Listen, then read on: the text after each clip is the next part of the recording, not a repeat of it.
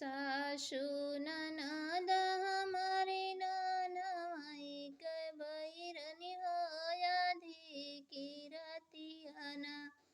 हो अधिकी रतियना फुलवा तोड़ने को भेजली है अधिकी रतियना एक कोछ तोड़ली दूसर कोछ तोड़ली है तीसरे कोछ ना है तीसरे कोछ ना मलिया पकड़ई मरया चरवा है तीसरे कोछ ना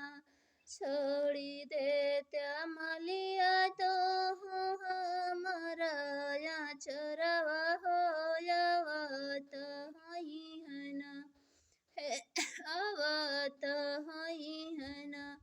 हमारा ससुर साहेब दरवा हो आवत हई है ना हमारा ससुर साहेब दरवा हो आवत हई है ना हम कहतौ दही है हम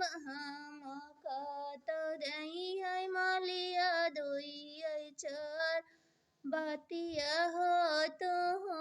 कमालिना हो तो हो कमालिना भेजी दही है काले पनिया हो तो हो कमालिना